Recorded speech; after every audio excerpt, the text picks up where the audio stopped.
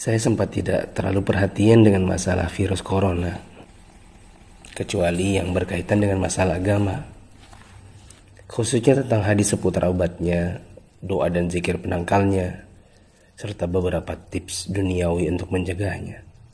Mungkin karena saat itu corona belum hadir di Indonesia. Beritanya masih sekitaran Cina. Isinya tentang perjuangan pemerintah dan tenaga medis melawan corona di sana. Itu tergambar dari foto wajah tenaga medis yang memerah bekas masker dan kacamata. Saya hanya sebatas mengerti betapa beratnya tugas mereka. Saya sempat jengkel saat melihat video warga Iran yang menjilati pagar kuburan dan membaca tulisan tentang rakyat Italia yang dinilai sangat meremehkan. Tapi itu pun hanya sambil lalu karena positif pertama di Indonesia pun belum kedengaran. Tanggal 2 Maret 2020 yang ditakutkan pun terjadi. Pasien corona pertama di Indonesia diumumkan oleh Presiden Jokowi. Inilah takdir Allah yang harus sabar dihadapi. Pandemi corona telah memasuki negeri ini. Jumlah pasiennya bertambah hari demi hari. Gambar-gambar mirip dengan yang di Cina bermunculan di grup sana sini. Ada bekas alat pelindung diri tergurat di pipi. Tenaga medis bicara dengan kertasnya. Kami kerja untuk kalian, mohon kalian tetap di rumah untuk kami. Ada juga yang bunyinya, haus, ingin minum, tapi gak berani. Seorang dokter yang sudah sepuh dalam balutan baju perang seolah berkata, jikapun ajal datang, tidak mengapa. Karena raga yang sudah tua ini memang harus ikut berjuang, tidak hanya bisa berdiam diri. Ikatan Dokter Indonesia menyampaikan bela sungkawa karena 7 orang dokter di garda depan meninggal. 5 dari mereka wafat karena tertular virus ini. Seorang dokter muda hanya berdiri di luar pagar saat menemui keluarganya karena takut membawa virus dari luar. Meskipun foto ini aslinya dari Malaysia. Ternyata APD medis harganya sangat mahal. Dan sekali pakai saja. Saking krusialnya, para ulama dan ustadz-ustadz yang mumpuni ilmunya sampai mengeluarkan fatwa. Bolehnya tim medis sholat tanpa wudhu, tanpa tayamum. Lantaran pelindung dirinya tidak boleh sembarang dibuka. Tak hanya itu, ada juga fatwa sahnya sholat meskipun ada najis. Karena baju medis ini bukan baju biasa. Sekali dipakai untuk satu shift jaga, berjam-jam tanpa makan, minum, bahkan buang air dengannya menggunakan pampers orang dewasa. Bayangkan lagi jika dokter dan perawat wanitanya adalah ibu atau saudari kita yang sedang mengalami datang bulan. Dan lagi deras-derasnya. Atau dia istri kita yang harus berjuang di rumah sakit. Sementara punya bayi yang juga harus disusui tapi tak bisa. Ada pun yang wafat. Mayatnya tidak bisa dimandikan. Bahkan tidak ditayamumkan seperti biasa. Hanya disolatkan dan dikubur bersama plastik membungkusnya. Melihat dan membaca berkali-kali, saya pun akhirnya bisa memahami dengan hati. COVID-19 ini bukan sakit biasa. Dan tugas tenaga medis sangat berat terasa. Kalau bukan karena tidak ingin ditanya keluarga ada apa, saya banyak mengalirkan air mata. Untuk pasien positif corona dan keluarganya, sabar ya. Insya Allah sembuh tidak lama. Jika bersabar, kita dapat pahala. Di rumah dulu sampai negatif. Kasihan jika virus ini menular ke orang lain. Apalagi kepada yang punya penyakit penyerta dan lanjut usia. Untuk yang harus keluar dan tidak ada pilihan kedua, semoga Allah memberikan saya dan teman-teman keselamatan dan rezeki untuk keluarga. Jaga kesehatan ya.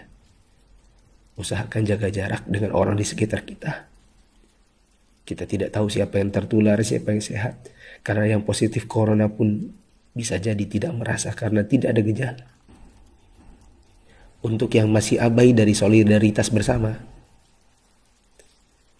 Saya ingin mengetuk pintu hati dan meminta waktu teman-teman sebentar saja. Yuk kita berpikir bersama. Jika teman-teman menggunakan media sosial atau punya kotak kaca media massa, teman-teman pasti sudah mendengar berbagai penjelasan wabah yang melanda. Pemerintah, dokter, para pakar sudah bicara, dari wawancara hingga rekaman video HP sederhana. Para ahli statistika mengemukakan data dengan tabel, grafik, dan semua media yang mereka punya. Teman-teman pun tinggal ketik halo di WA COVID-19 dan bertanya dengan input satu huruf saja. Jika data itu jelimet untuk dibaca, mungkin teman-teman bisa nonton versi kartunnya.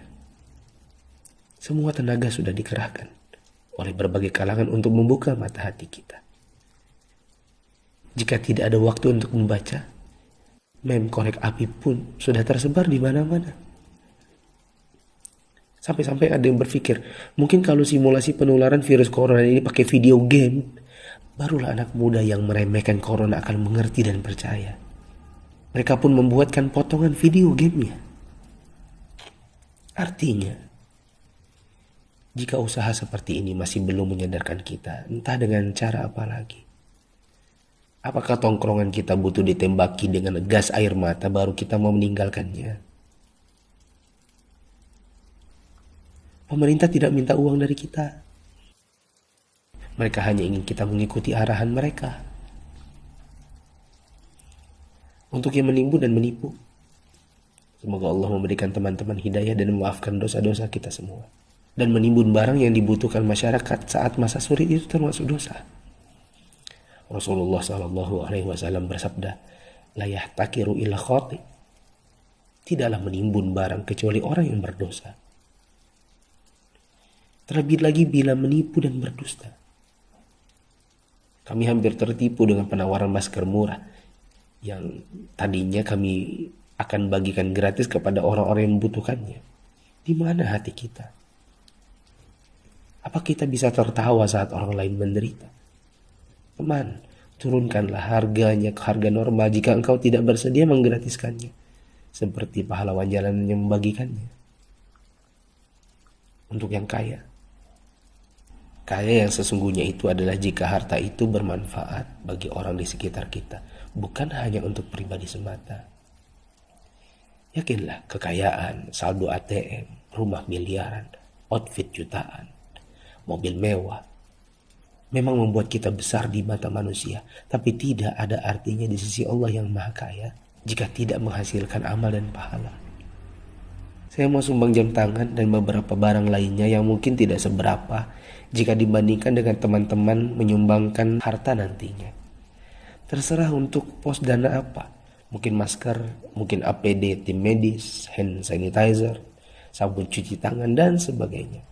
Kita harus cintai harta kita ini dan bawa dia ke akhirat. Jangan sisakan untuk dunia.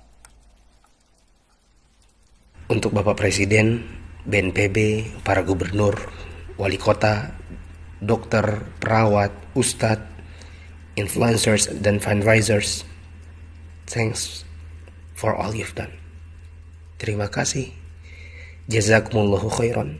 Semoga Allah balas teman-teman dengan tambahan iman, hidayah, dan pahala, hingga kita semua bisa dikumpulkan Sang Pencipta di dalam surganya. Jika menurut teman-teman ada orang di luar sana yang belum tergerak hatinya untuk punya empati kemanusiaan dalam wabah corona ini, coba kirim ke mereka. Siapa tahu setelah ini mereka bangkit mengerjakan amal kebajikan dan kita ikut dapat pahalanya.